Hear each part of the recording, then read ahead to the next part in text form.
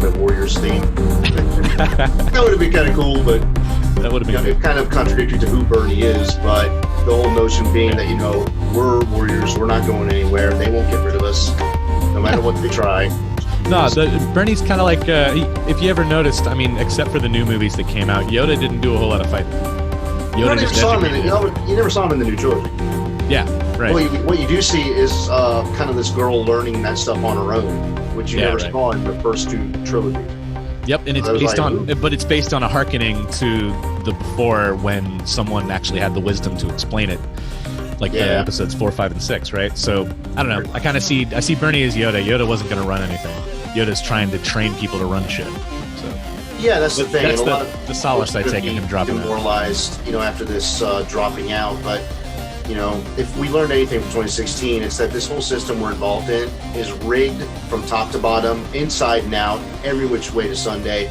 It's really pointless because you're playing their game by their rules on their turf. Up to and including, and I hate to say it, but even Bernie Sanders plays a role in that game, and he filled the shoes this time around. And I think what we're all waiting for is someone to step in that role and then kind of rattle the cage and break the cage. But that's the thing too. He wanted to work with these people, so he never stepped on toes. But I'm like, man, you're 77, 78 years old now. Like, holy shit! Now's the time to break some hearts. And it's kind of interesting there because when you're that age, you're set in your ways. You're not really age much. But you get people like Cenk Uygur who go on Chris Cuomo's show on CNN. Credit to him for bringing him on it at all, because all these other networks, they would touch him with a 10-foot pole. I know, right? But Chris Cuomo, yes, he does do good in that department. Yeah. But he has swung some punches and landed some haymakers really well with some of his opponents on there. But one thing I think that we don't do enough is we're not aggressive enough with the media. I think what we need to be doing is calling those hosts and their networks, their bosses out whenever we get a chance to go on there. Yeah, it can't just be Trump doing it, and he doesn't represent us. But it is the thing. He's doing what we ought to do, right? He's implementing Medicare for all for at least a little bit. He's the one. It's a head fake, man. It's just a head fake. He's trying. Of course. It's an election year. He's trying to win re-election, and Joe Biden. I mean, he's talking about public option, Jack. Crappy impression there, but we know what a public option will do. David Dole of the Rational National just did a segment today about what a public option would do, and he's Canadian. So he knows something or two about universal health care. And a public option is it's a setup for private insurance companies to throw all the sick people onto the public system and retain the healthy people, which drains the public system of resources. And then they get to point the finger because nobody's looking over their shoulder. And they say, see, we told you, let's go back to the way things were before. But see, now that we're saying this, you and I, and other outlets are saying this, we are creating a foundation to get this information out there so people don't fall for that trick. Because the only way an option like that would really work is if we get as much to 100% of the public as possible to opt out of private insurance and go to the public system, because then you've drained all the private insurance companies of all capital because nobody's buying into it. Now, unfortunately for them, Boris Johnson apparently was talking to these private insurance companies like, if America gets Medicare for all, you can come over here. So that's pretty good. Hey, you fuck twat, then. Why would you want to do that to people, really? I always thought that private insurance would be kind of held up to to do facelifts and do house call doctors and things like the concierge. That's what Canadians do. Yeah, the house call doctors is interesting because it would be a much less expensive way actually when you count trying to go to a hospital because you're paying for the whole building and everything else that goes into that. Yeah, right. House calls, come over to my house. Yeah, house calls used to be rather common back in the day, and we could bring that back as part of a Medicare for all system. It seems like our current quarantine is almost warranting it if you think about it. A little bit, yeah. And you go to other countries that are better with preventative care, like Costa Rica or even Cuba. Yeah. Yeah, believe it or not, Cuba breaks out than we do on something. Imagine that, right? Well, I guess that notion of, they're a commie country, so they're no good. No, cigars, auto maintenance. And they make cigars, don't they? Russians make vodka. Yeah. Yep. So, other countries do stuff better than us. We make American cheese and Spam. Oh, boy. And bad chocolate. Some people ask me what American food is. I just say it's fast food. That's American food. That is. Other than that, you might as well just jump into a vat of chemicals like the Joker did and have at it. Just kill yourself slowly with that. That's American food. But yeah, we really need to get away from all this industrial farming and back to organic farming. Yeah. And the cool thing about that $100 system, I know I'm kind of sounding like I'm going off on a tangent here, but no, go. because the $100 system is geared towards incentivizing things like that. And the way it works, very, very simple.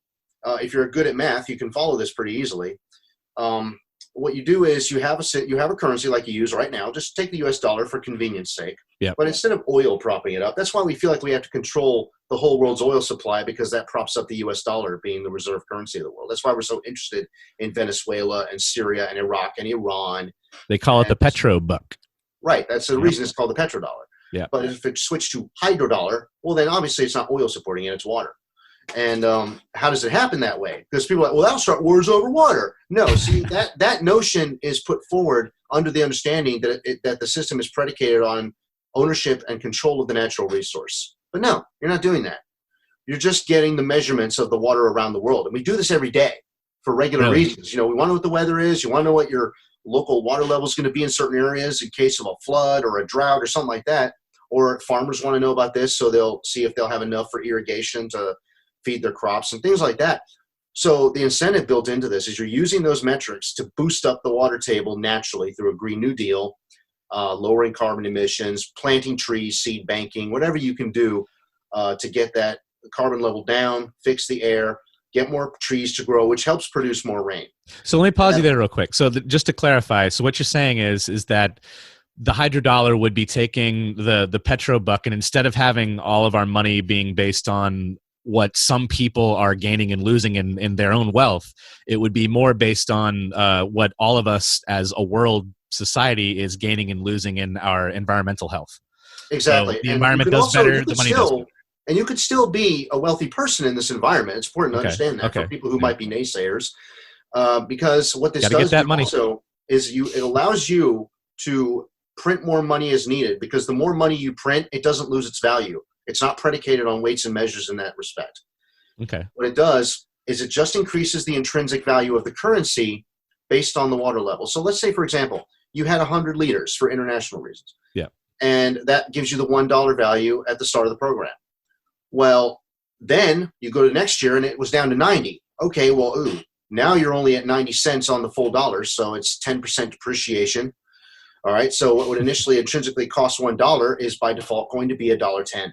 Okay. All right, so that's the indication right there. You need to go the other way. Yeah. Let's say, all right, we do that. Well, let's say a few years down the road, you do all the necessary steps and you get up to 125 for the sake of argument. Well, what does that mean? Well, that means intrinsically your dollar is now going to have purchasing power of $1.25.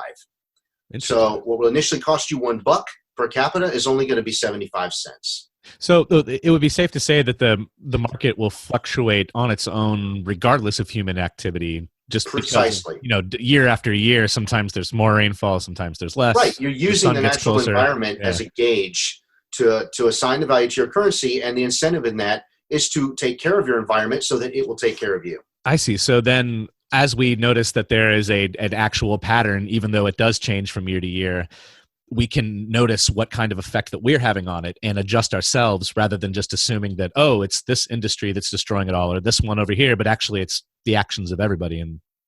Correct. It takes everything into account, in very subtle but direct ways. But it also de-incentivizes or disincentivizes. I can never find out which one of those to say. But it takes the profitability away from war. Yeah. Because a war-based economy, that'll destroy the environment and destroy people and therefore destroy the economy. I mean, that happens already anyway. But since so few people are profiting from the petrodollar as it is now, that's not really a problem for them. And we talk about we also talk about the health of our economy based on how few people are doing, not how everybody's doing.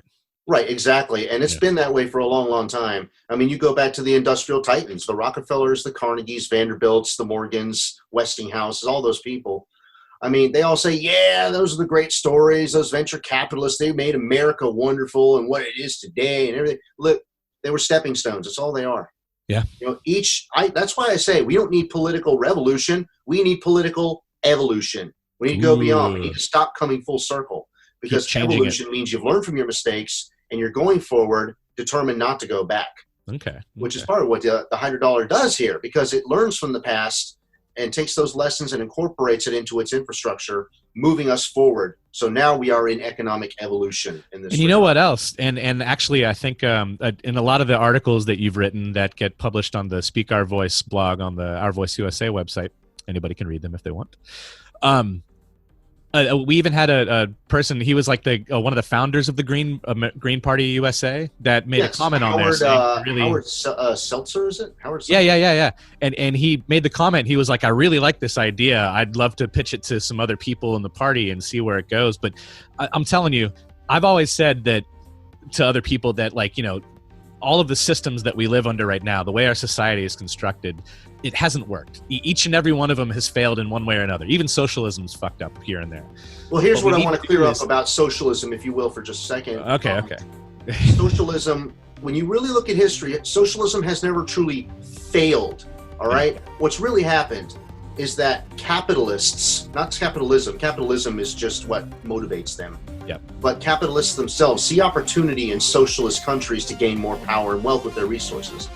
And because they say, well, you know, everybody's all spread out, it's not so concentrated. So with me being this big, powerful conglomerate concentrated, it's more expedient. And therefore, I can influence it, I can corrupt it, and turn it over to myself. Well, that's what they've done. They've just sabotaged and undermined socialist experiments to their own advantage. That's what's happened there. So it's not that socialists failed. Again, what they do is they pour buckets down their backs and tell them it's raining. You know? That's true, yeah. That's all and they if do. It's a poor country, they actually, even with Venezuela, they cut off all of the they had money, like guaranteed loans in other countries, billions of dollars they could feed their people with, and all of that got blocked out because they were trying to kick the leader out in order to put in our puppet. Pretty much, and same thing with Iran. You know, in this country, we do it over and over. We all learn about the 1979 hostage taking, but very few people actually learn about why that happened, what led up to that, and that you have to go all the way back to 1953. Mohammad Mossadegh, who was a secular Democrat elected to lead Iran. He was the prime minister. And then, of course, the CIA and the UK were like, "Oh no, you ain't nationalizing that oil, bitch. That's our petro money right there. We're taking it." So they overthrew him and installed the Shah. There you go. For 25 years, the Iranian people were oppressed, and capitalism was rearing its ugly head in Iran, and they finally said, "All right, enough." So what happened was the Islamic Revolution of 1979, and Ayatollah Khomeini. You know, he was in exile but returned after the revolution, and then it's been that way ever since. You know? Partly with the assistance of Ronald Reagan. Yeah, a little bit. There was some weird.